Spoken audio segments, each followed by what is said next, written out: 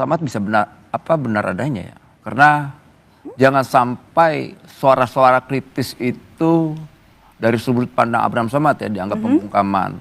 Saya juga cek kemarin kawan-kawan saya yang di pemerintahan Jokowi Mani, saya tanya ada nggak kawan-kawan melaporkan Abraham Samad? Ada yang laporkan ini, ada nggak? Karena saya nggak sepakat dengan ketika kawan-kawan kritis dibungkam. Karena saya sampaikan sekali lagi, Abraham Samad adalah kawan saya, walaupun saya secara pandangan politik berbeda, dan saya pada posisi yang tidak sepakat dengan pembungkaman itu. Apalagi ada proses kriminalisasi. Tapi apa yang disampaikan Bung Ade tadi, ada sebuah peristiwa yang menjadi aduan masyarakat dan polisi yang paham soal itu. Kan kita juga tidak bisa menyalahkan apa yang menjadi tugas kepolisian. Gitu loh.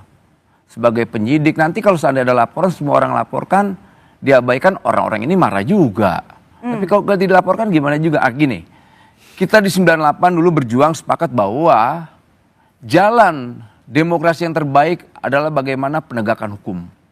Itu salah satu poin yang paling penting. Jangan sampai juga kita punya komitmen dalam proses penegakan hukum, malah kita membiarkan proses penegakan hukum itu sendiri. Itu. Tapi itu kedua, saya juga ingin menyampaikan bahwa jangan sampai proses yang sangat primitif masih kita iakan. Misalnya ketika ada perselisihan hukum, sengketa, kemudian kita main teror. Dan itu yang kita tidak suka. Hari ini kan terbuka semua. Misalnya sahabat saya, ini sahabat perjuangan saya, Abraham Samad, sahabat perjuangan saya. Dan saya sampai detik ini sahabat beliau. Dan saya hormat dengan beliau. Dan kawan-kawan yang lain saya hormatin. Sikap politik mereka. Gitu. Jadi ya tinggal nanti dijawab dalam proses peradilan. Itu yang langkah yang paling baik lah. Jadi abang setuju bahwa apa yang terjadi terhadap Abraham Samad merupakan pembungkaman demokrasi. Nah sekarang apakah abang juga setuju bahwa Abraham Samad tengah dikriminalisasi? Itu kan sudut pandang yang harus kita lihat ya peristiwanya. Tapi dari hasil pemeriksaan, dipanggil, begitu protes, dan ini di podcast, dia sebagai tuan rumah. Abang setuju atau enggak dengan pernyataan teman abang, Abraham Samad? Ya soal kriminalisasi pasti nggak setuju dong. Nggak mungkin dong saya ngeliat kawan seperjuangan saya kemudian dikriminalisasi, nggak mungkin. Saya nggak akan. Garis saya adalah garis perjuangan saya. Saya tidak akan pernah membiarkan kawan-kawan seperjuangan saya walaupun beda pandangan dikriminalisasi. Jadi proses hukum ini masih wajar menurut Bang Noel? Sangat wajar, sangat wajar. Nah itu pun akan terjadi di saya. Bahkan saya ini pendukung Jokowi.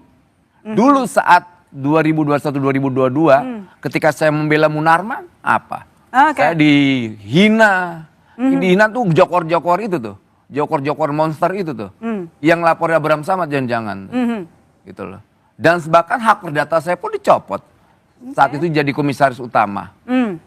Lantas lucunya hari ini ada yang kena tindak pidana yang sudah putusan belum dihukum-hukum. Oh, siapa itu? Teman saya juga. Namanya? Sylvester. Oke, baik. Prof, sebelum saya bahas soal Sylvester, begini Prof, ada yang merasa ini memang dikriminalisasi, tapi ada yang merasa bahwa ini wajar saja, yang namanya penegakan hukum begitu. Ada yang menganggap wajar gitulah. Ya, pertama saya ingin mengutip pidato Presiden Prabowo tadi di halaman 7 alinea pertama. Jangan habiskan energi kita untuk mencari siapa yang salah, tapi bagaimana kita mencari solusi atas masalah yang terjadi.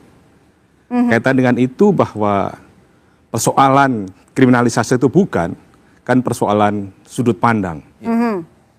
Sebaiknya adalah ditentukan sudutnya baru dipandangi. Yang jadi masalah adalah dipandangi dulu baru ditentukan sudutnya. Sehingga akhirnya sangat subjektif. Dalam konteks kriminalisasi secara teoritis kan sebetulnya sebuah transformasi. Suatu peristiwa yang semula tidak bisa dipidana menjadi dipidana. Atau kemudian justifikasi suatu perbuatan untuk bisa dipidana. Tetapi secara populer adalah ketika ada satu praktek penegakan hukum, bagaimana seseorang yang sebetulnya tidak melakukan tindakan kriminal, tetapi pada akhirnya kemudian diproses hukum. Maka dalam konteks ini, apa yang dilakukan oleh penyidik ya, yang kemudian menetapkan perkara ini naik sidik, yang kemudian dalam rangka mencari alat bukti untuk membuat terang benderang perkara dan menentukan siapa tersangkanya. Maka dalam perspektif bahwa kemudian pemenuhan unsur untuk kemudian menetapkan tersangka, maka tidak cukup kuat alat bukti yang kemudian bisa dianggap sebagai sebuah kriminalisasi. Karena apa? Karena dalam konteks ini adalah seandainya bahwa perkara yang kemudian dianggap sebagai satu tindakan pidana adalah podcast, maka sebetulnya narasi-narasi yang mungkin saja yang mengemuka adalah tidak ada niat jahat untuk misalnya menimbulkan kerusuhan dengan membuat berita bohong. Atau kemudian tidak ada narasi yang kemudian menyebarkan berita kebencian atas SARA. Atau kemudian ada narasi yang kemudian dianggap sebagai satu fitnah atau kemudian dianggap satu pencemaran nama baik. Karena dalam konteks ini adalah sangat-sangat subjektif, misalnya pencemaran nama baik atau kemudian fitnah atau kemudian penyebaran berita bohong untuk kerusuhan tadi, menyebarkan kerusuhan tadi itu. Jadi dalam konteks ini memang sebetulnya kita apresiasilah apa yang dilakukan oleh penyelidik, ada sebuah laporan yang kemudian diproses, ada peristiwa pidana naik pada tahap sidik, tetapi kan semuanya masih praduga tidak bersalah. Maka akan lebih baik ketika dalam proses penyidikan nanti tidak ada satu alat bukti yang akurat, tidak memenuhi kualitas maupun kuantitas untuk menetapkan menjadi tersangka, maka perlulah kemudian mengedepankan bahwa keadilan kita sekarang kan bukan keadilan retributif, keadilan restoratif, keadilan korektif, dan keadilan rehabilitatif. Artinya bahwa pencarian orang untuk dipidana bukan satu-satunya. Artinya tidak harus berakhir sebagai tersangka? Tidak harus, karena memang prosesnya adalah masih tahap penyidikan, masih mencari alat bukti, membuat terang-benderang perkara, baru menentukan siapa tersangkanya. Tapi Prof sendiri melihat ada yang salah tidak dari podcast Bang Abraham Samad? Singkat aja Prof. Saya kira bahwa podcast tadi itu salahnya adalah tidak berimbang. Framingnya hanya satu kubu saja. Mungkin itu yang menjadi persoalan sehingga media mainstreamnya akhirnya mengarah pada satu narasi yang satu sudut saja. Itu yang kemudian tidak berimbang tadi itu. Baik, saya ke Mas Ade. Kira-kira menurut Anda yakin nggak ada 12 orang ini bakal jadi tersangka? Saya bukan penyidik. Ya, itu yang pertama. Tapi mungkin punya pengalaman, harusnya tahu sih. Kalau berbicara pengalaman, berbicara bagaimana kita menangani satu perkara dan mendampingi telapor ya. Kalau dia naik sidik sih untuk membantahnya di dalam alat bukti itu betul-betul apalagi terkait video ya. Kalau video itu kita apa yang terjadi itu kan tidak ada alasan untuk mengcounter ke penyidik.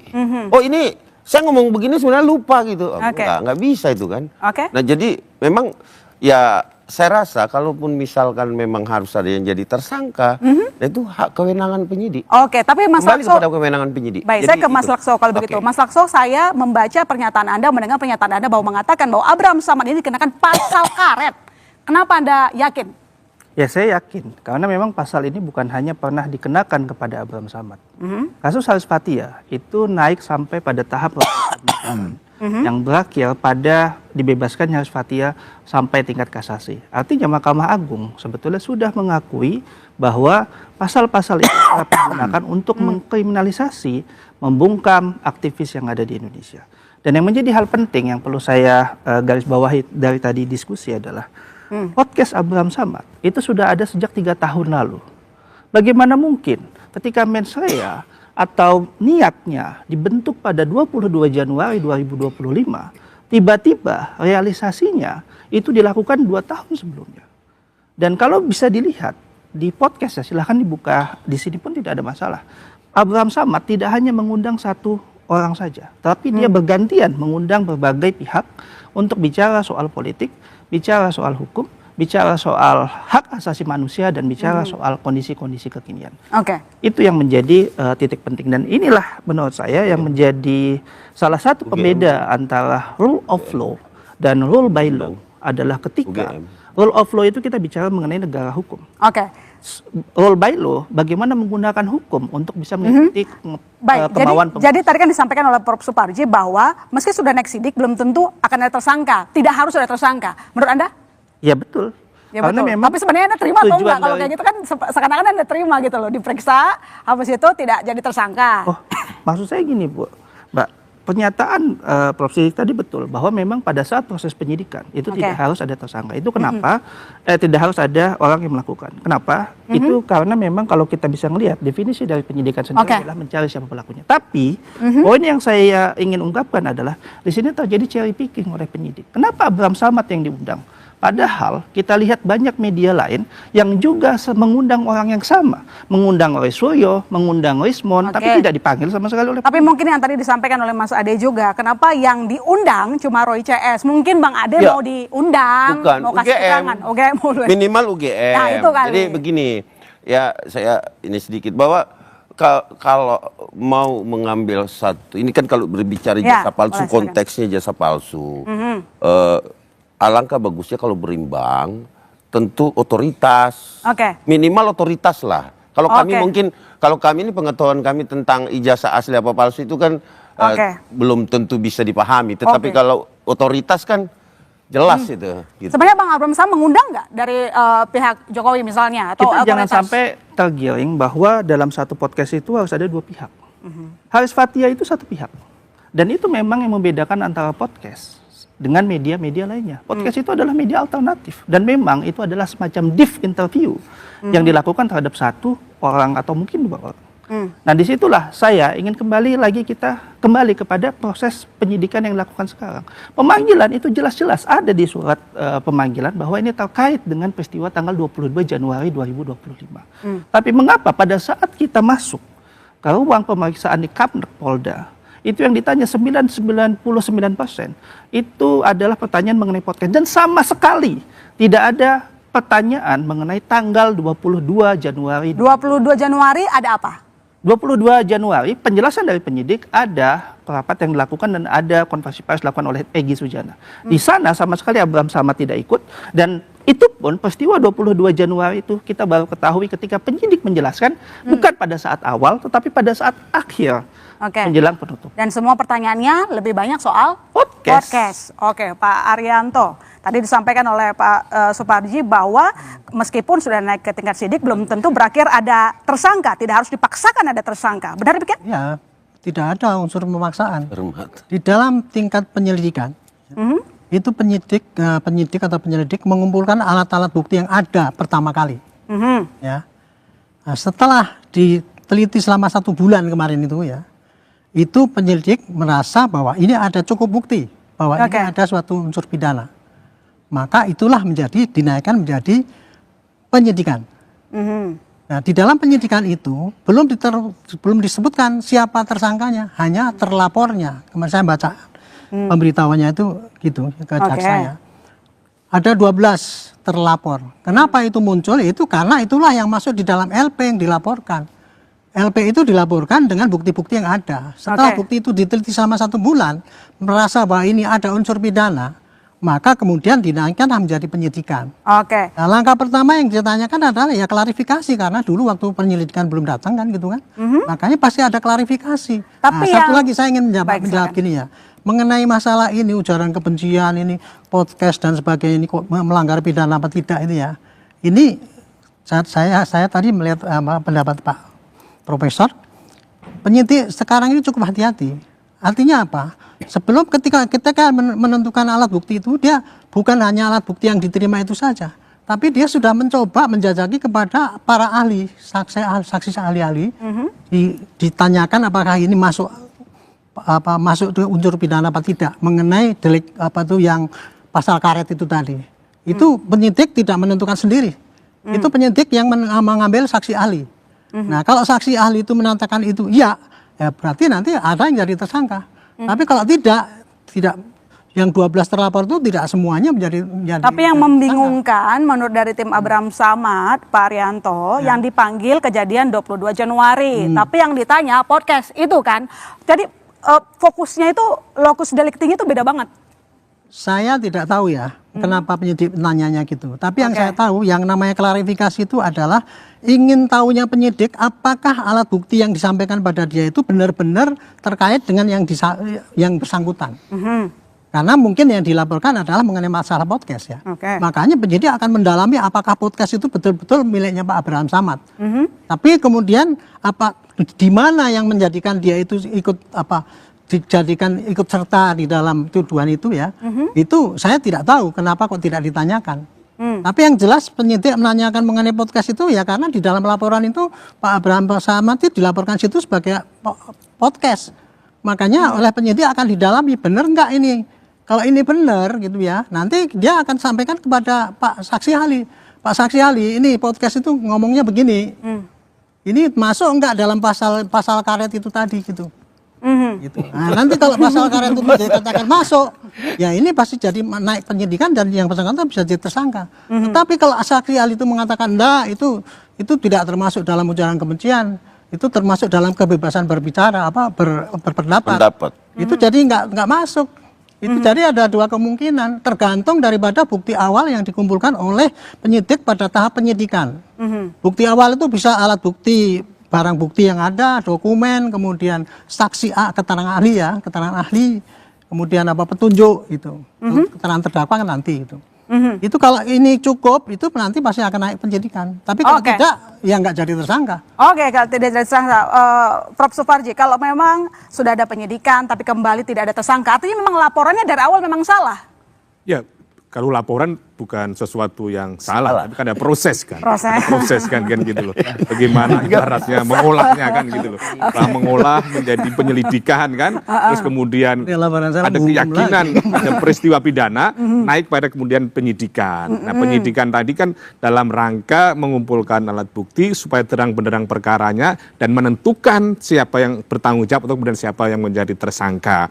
Kalau seseorang yang kemudian disebut tadi tidak cukup alat bukti, misalnya tidak ada dua alat bukti yang bersesuaian yang mengatakan dia sebagai pelaku tindak pidana atau menjadi tersangka, maka tidak bisa ditetapkan. Jadi dalam hal ini bahwa menarik adalah sebetulnya yang dilaporkan itu kan banyak pasal kan, ada pencemaran nama baik ya, kemudian ada fitnah, dan ada yang menggunakan ITE kan itu, sampai kemudian penghasutan kan itu. Saya kira ini kan pembunuhan unsurnya kan tidak gampang. Itulah yang kemudian disebut dengan pasal karet. Apa yang dikatakan pencemaran nama baik itu gitu loh. Apakah setelah ini tercemar namanya, apa buktinya tercemar kan gitu kan. Terus kemudian misalnya ujaran kebencian, apakah setelah podcast itu kemudian menimbulkan kebencian kepada seseorang atau bagaimana, ini kan adanya akibat-akibat tadi itu yang kemudian yang tidak mudah untuk ditentukan. Maka setelah kemudian akhirnya mendasarkan pada alat bukti saksi, kemudian mendasarkan alat bukti surat, ketika penyidik belum punya keyakinan, maka membutuhkan ahli untuk menerangkan, memberikan keterangan ahli sesuai dengan kemampuan. Tetapi sekali lagi keputusan ada pada penyidik untuk memutuskan apakah tersangka atau tidak. Gitu. Mas Lakso, kira-kira apakah cukup alat bukti atau menurut Anda ini justru sangat dipaksakan untuk menjerat seorang Abraham Samad? Sangat dipaksakan, karena saya tetap konsisten dengan pernyataan pertama saya tadi. Kalau memang logikanya adalah ini soal podcast, berapa banyak semenjak tanggal 22 Januari 2025 sampai hari ini Mbak, media, podcast dan lain-lain mengundang Roy Suryo, mengundang Rismond Sianipar dan lain-lain. Dan ini merupakan salah satu hal yang menurut saya yang berbahaya dalam proses penegakan hukum, karena ini cherry picking. Dan salah satu yang menjadi persoalan dalam konteks rule by law itu adalah penggunaan pasal-pasal itu untuk melegitimasi kemauan dari penguasa atau pihak yang mampu mempengaruhi. Dan saya ingin menjelaskan lagi Mbak satu hal penting, bahwa saya malah menjadi bingung dalam diskusi ini. Kenapa? Karena tadi sebagian mengatakan bahwa tidak ada yang melaporkan Abraham Samad. Abraham Samad ditemukan dari proses penyelidikan. Tapi ada penjelasan juga bahwa ini dilakukan karena ada yang melaporkan Abraham Samad. Jadi yang betul yang mana, Pak? Dan ini pun jawabannya tidak saya dapatkan dari proses penyidik. Jelaskan. Yang kedua, Abraham Samad tidak pernah dipanggil dalam proses penyelidikan. Itu sudah ditegaskan dalam berita acara pemeriksaan. Humas Polda menjelaskan bahwa proses penyelidikan memanggil Abraham Samad. Tapi sama sekali Abraham Samad tidak pernah menerima surat panggilan untuk permintaan klarifikasi pada tahap penyelidikan. Baik, saya ke Mas Marcelinus. Apa yang terjadi kepada Abraham Samad sangat berbeda dengan Sylvester. Ya, sudah lama, sudah ingkrah, bertatan hukum tetap, tapi belum juga dieksekusi sampai sekarang. Menurut Anda, kenapa demikian? Ya, itulah. Ada tebang pilih nggak kira-kira? Ya, itulah yang menjadi dasar kami dari Aruki ini untuk mengajukan gugatan pra-peradilan ke Pengadilan Negeri Jakarta Selatan. Karena gini, masyarakat itu punya banyak cara untuk mengawasi dan mengontrol kinerja tindakan aparat penegak hukum. Termasuk cara-cara untuk mengekspresikan kekecewaannya terhadap proses penegakan hukum sepanjang cara tersebut tidak melanggar hukum. Nah, menurut saya memang ini terjadi sebuah pengkhianatan terhadap sistem peradilan pidana dan juga pembangkangan terhadap hukum. Oke. Karena dalam sistem peradilan pidana sudah dibuat sedemikian rupa dari penyelidikan, penyidikan sampai pada akhirnya digelar persidangan yang tentunya outputnya apa? Putusan yang berkekuatan hukum tetap harus dilaksanakan eksekusinya. Jadi menurut Anda memang ada tebang pilih? Jangan dijawab dulu Mas Marcelinus, dua arah. Sekarang kembali saudara.